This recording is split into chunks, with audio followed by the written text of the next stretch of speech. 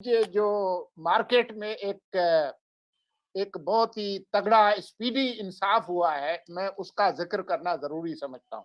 बताएं जनाब। बुध के रोज़ रात के 10 बजे के करीब सेठी साहब का एक प्रोग्राम था चैनल 24 पे।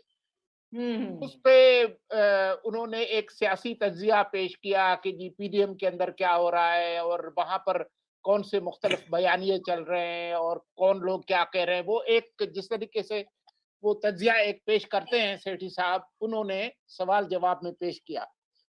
उसके अंदर एक छोटा-सा टुकड़ा आखिर में जो है वो निकाल के अगले रोज़ हमारी जो काबीना है वफ़ाकी, जुमेरात के दिन उस पे बहस हुई और 3 वफ़ाकी वुज़रा के नाम उसमें आए हैं, रिपोर्ट हुए हैं।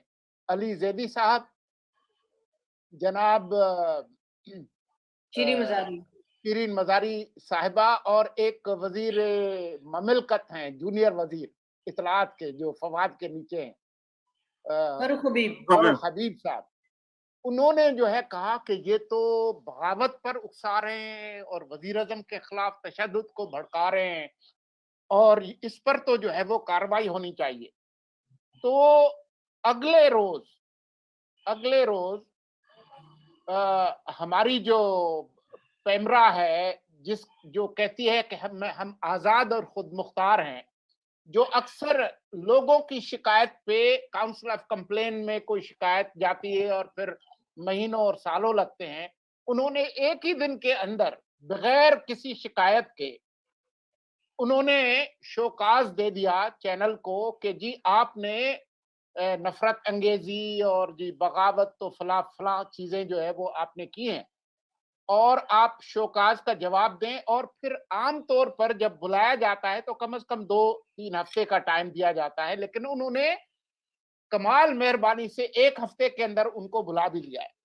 तो मैं इससे पहले कि आपकी और मुज़म्मिल से कहूँ कि वो इस पर कुछ तबसरा करें, सबसे पहले तो ये ज़रा देख लें कि अभी पुरानी बात अभी नहीं हम करते हैं, लेकिन हफ्ता भर पहले असद उमर साहब ने यहाँ इस्लामाबाद में एक जलसे से खिताब किया और उसमें उन्होंने धमकियां दी पीडीएम को कि अगर आपने लॉन्ग मार्च किया इस्लामाबाद पे और बकौल उनके अपने उनके अल्फाज हैं कि मीडिया के अंदर जो उनके सहूलतकार हैं, अब वो अंग्रेजी में कहते हैं विंक विंक, तो उनको भी कुट उनको जो चढ़ाएंगे। है वो कुट पड़ेगी। ये जी सुन लें जरा उसने क्या फरमाया। इन पीडीएम वालों को, इनके सहूलतकार जो मीडिया में बैठे हुए हैं उनको, ये देखो सामने मेरे, ये इस्लामाबाद के अवाम का जज्बा है। लॉन्ग मार्च करने के लिए सोचना भी ना, इधर आओगे तो इतनी कुट पैनी है, याद रखोगे। ये जी पढ़े लिखे वजीर हैं मतलब अरिस्टो मैं तो पीटीआई के। अब मैं मुजम्मिल आपकी तरफ एक क्वेश्चन डाल रही हूँ और ताकि फिर आप इस पर बेहतर तज्जिया दे सकते हैं कि बात सिर्फ ये है कि इस हुकूमत ने अनफॉर्चुनेटली ये क्राउन इन्हीं के सर पर रहेगा कि इन्होंने हर चीज में शिद्दत अंगेजी, चाहे वो जज्बात हो, एक्सप्रेस करने का तरीका हो, उसमें एक अजीब सा ना एक शिद्दत अंगेजी बढ़ा दी। इनके वुजरा जो हैं, चूंकि हमने सुना ये यही है ये कि ये जी हम स्क्रीन पे दिखा रहे हैं जो शोकाज नोटिस जो है वो कि जारी किया वजीर है आजम साहब कैमरा पसंद ने। फरमाते हैं, वो चलने दें अदा इसको साथ साथ, जी कि जी वो वजीर आजम साहब पसंद फरमाते हैं कि फोर्सफुली जवाब दें, तो वो वुजरा भी ऐसा ही काम करते हैं। इनको छोड़ दीजिए तो आजम स्वाति और फवाद चौधरी साहब ने जो ईसीपी के लिए कहा, वो भी इंसाइटमेंट ऑफ वायलेंस, उन्होंने तो कहा था आग लगा दें। तो ये तो probably, Muzammil, my question to you is, ये उसी सारे का पार्ट है जिसमें कुछ लोग टारगेट किए हुए हैं और सहाफती और वो आवाजें जो बुरी लगती हैं उनका गला घोटने की कोशिश है। Over to you Muzammil. जी मैं देखिए मुजम्मिल, मैं ये चाह रहा हूँ कि जो सेठी साहब ने जो कुछ कहा था ना वो भी हम सुन लें, क्योंकि जिस वो बात जिसका सारे फसाने में जिक्र न था, वो क्या बात थी जो उनको नागवार गुजरी है, वो भी मेरे ख्याल में हम सुन ले। अगर अली, अगर आपके पास है वो अवेलेबल, जो जी ये सुनिए। चावल खा खू के, पुलाव खा के वापस आ जाएंगे, या उस वक्त फिर रेजिग्नेशंस करेंगे। तो ये लॉन्ग मार्च का और रेजिग्नेशंस का अपना, और हुकूमत की रेजिग्नेशन का या ओवरथ्रो का, ये सारे मिले हुए हैं तीनों चीजें। तो जब तक वो सारे सितारे जो है ना वो एक जगह पे ना इकट्ठे ना हो जाए, तो उस वक्त तक लॉन्ग मार्च नहीं होनी। क्योंकि लॉन्ग मार्च हो गई और निकला कुछ ना, तो फिर तो ये फारग है पीडीएम। फिर तो वो इमरान खान साहब मेरा ख्याल है 2 साल और उसके बाद 5 साल और भी शायद गुजार जाए। इसलिए ये बड़ा सोच समझ के ये फैसले करने पड़ेंगे कि जब लॉन्ग मार्च करनी है तो फिर ये आर या पार वाली बात है। या आर से मार मतलब ये पहुंच जाना है और खान साहब को छोड़ना नहीं है, लड़ाई झगड़े करने हैं। वो पिछली दफा तो कहते थे कि एक पौधा नहीं हिला, इस दफा पौधे बहुत से हिलाने पड़ेंगे, बहुत सी चीजें तोड़ फोड़ करनी पड़ेगी, फिर जाके गमला नहीं। जी मुजम्मिल दसो फिर। अच्छा, अब सूरत हाल ये है कि सेठी साहब तो एक स्ट्रेटजी बता रहे हैं एक पॉलिटिकल पार्टी की, एक पॉलिटिकल अलायंस की, ठीक है ना। पीडीएम एक खबर है, मतलब अगर एक इजलास में ये तय होता है कि जी ये किसी जगह कोई किसी के कोई चीज तय होती है और बतौर साफी मैं उसको रिपोर्ट करता हूँ, तो वो तो मैं मतलब डोंट किल द मैसेंजर वाली बात है ना। जैसे कि इंसार अब्बासी ने जैसे शमीम का एफिडेविट रिपोर्ट कर दिया, तो आपने इंसार अब्बासी को पकड़ लिया जैसे शमीम को पकड़ने की बजाय, ठीक है ना, और साकिब निसार को पकड़ने की बजाय। इसी तरह यहाँ ये पीडीएम की स्ट्रेटेजी है कि अगर वो इस्लामाबाद आएंगे तो इस बार कोई भूखा सा लॉन्ग मार्च नहीं करना है, उसको कंस्ट्रक्टिव और डिसाइसिव बनाने के लिए उनके क्या क्या टूल्स हैं नजम सेठी साहब वो बता रहे हैं। और वो एक खबर है, जैसे उन्होंने खबर दी कि मुश्तरका इजलास के लिए दोबारा जो एस्टेब्लिशमेंट ने इत्तेहादियों को कहा और सब ने उस ट्वीट का खबर का मजाक उड़ाया, लेकिन बाद में वो सच साबित हो गई। बिलावल से लेके शाहिद खाकान से लेके शहबाज शरीफ तक सब ने यही बात की जो नजम सेठी ने पहले ट्वीट की थी, क्योंकि उनकी खबर थी। तो इसी तरह ये भी एक खबर है जो नजम सेठी साहब ने दी है कि पीडीएम अपने अगले लॉन्ग मार्च के लिए क्या सोच रही है। लेकिन कतई नजर इसके नजम सेठी साहब इमरान खान साहब को पसंद नहीं है। नजम सेठी साहब इमरान खान साहब नजम सेठी साहब को बहुत हेट करते हैं। नजम सेठी साहब ने हेट स्पीच की है या नहीं की है, लेकिन इमरान खान साहब नजम सेठी साहब को बहुत हेट करते हैं और उनको पाकिस्तान में जर्नलिज्म से आउट कर रखने के लिए उनको यहाँ से उनका बस चले तो उन्हें फांसी लगाने के लिए 35 पंक्चर से लेके सब जगह एक पूरी कैंपेन हमें अगेंस्ट नजम सेठी नजर आती है। अब वो कहते हैं कि मारने वाले से बचाने वाला बड़ा है। वो नजम सेठी साहब इधर डूबते हैं उधर निकल आते हैं, उधर डूबते हैं इधर निकल आते हैं, कभी यूट्यूब पे निकल आते हैं, कभी मुर्जा सुलंगी उनको नया दौर में ले आते हैं, फिर 24 पे पहुंच जाते हैं। मेरा मतलब है कि वो कहीं ना कहीं वो उनकी वो जो है वो अपनी निकल जब तक जिंदा है वो भी बात करने से रहते नहीं है और जर्नलिज्म छोड़ते नहीं है। हालांकि मेरे जैसा कमजोर आदमी होता और हुकूमत इतनी होती तो मैं कुछ जर्नलिज्म छोड़ के, अब देखे ना वो एक्सप्रेस का एक बच्चा जो है वो रिक्शा चलाते चलाते वो खुदकुशी कर ही गया है ना जर्नलिज्म छोड़ के। तो सेठी साहब के लिए भी बिल्कुल जिंदगी तंग की गई है, उनके लिए जिंदगी मुश्किल बनाई गई है।